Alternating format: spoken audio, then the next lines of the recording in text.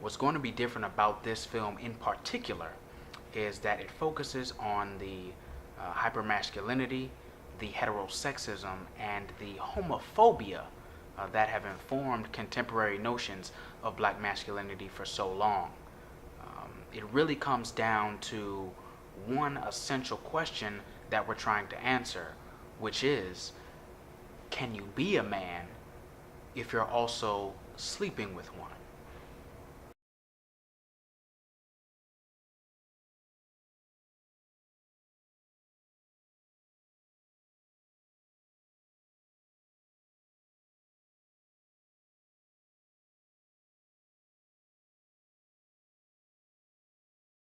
I've been gay since as long as I can remember. The gay community is like here and they can't change them, like get rid of them. It's good to have to be yourself and who you are, and good to express now and see everyone else express themselves too, you know? My homosexuality is it's just what I do in the bed.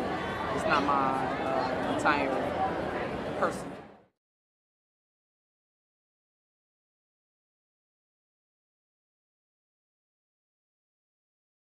I am a man who has slept with men. Also slept with women. I have an 11-year-old child. There's a lot of different aspects to who I am and all of those things that have made me me. At the same token, I am no less of a man because I prefer to sleep with men. During slavery, if Massa went outside and found two of his bucks getting it on in the hen house, he took them back out in front of everybody, whipped them until they were bleeding, and then either poured molasses or honey into the wounds. It A, would slow the process of healing, and B, it would attract all kinds of insects, flies, things that would lay eggs in the sweetness of it, and then infect the people with whatever was growing. So they never really healed. I think we still have a very, very strong generational memory of that. Nobody wants to be sweet.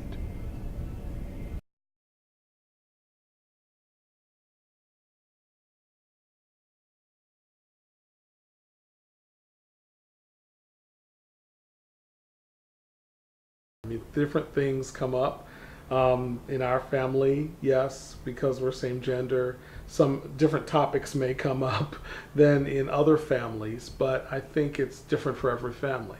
The topics that may come up, the conversations, how to deal with certain issues.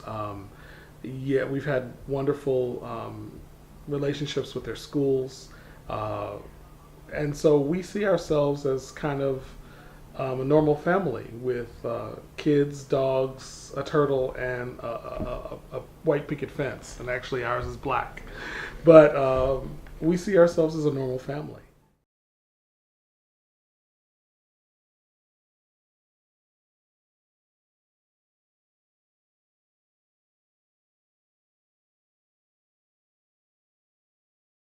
No matter where you are, the first thing people see is that you're a black man, even before they know anything about your sexual orientation. The reality is that most African American people who are same gender loving live in their own community.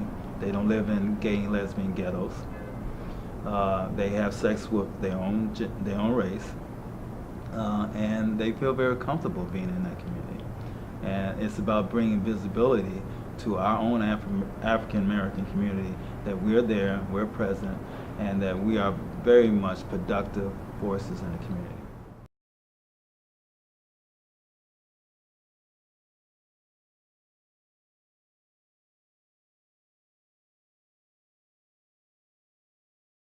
The traditional church says that being a same gender loving person is sinful, yet we've always been in the church and somewhat accepted in the church, but not talked about in the church, or talked about in the church, but not in pleasant ways. And so mostly it's that struggle, that this is what my mama says and this is what the church says versus this is what I'm feeling. God creates man and woman in God's image, which means what? That God either transcends gender or God is both male and female. And even if people struggle with that, if we go deeper and we understand from a very orthodox perspective in the Trinity, Father, Son, Holy Spirit, what we'll actually find is that in the ancient Hebrew and in the Greek, that the Spirit of God, the breath of God, the Holy Spirit, is referred to in the divine feminine. I think sometimes what ends up happening is we've sort of recreated God in our image. And in doing so,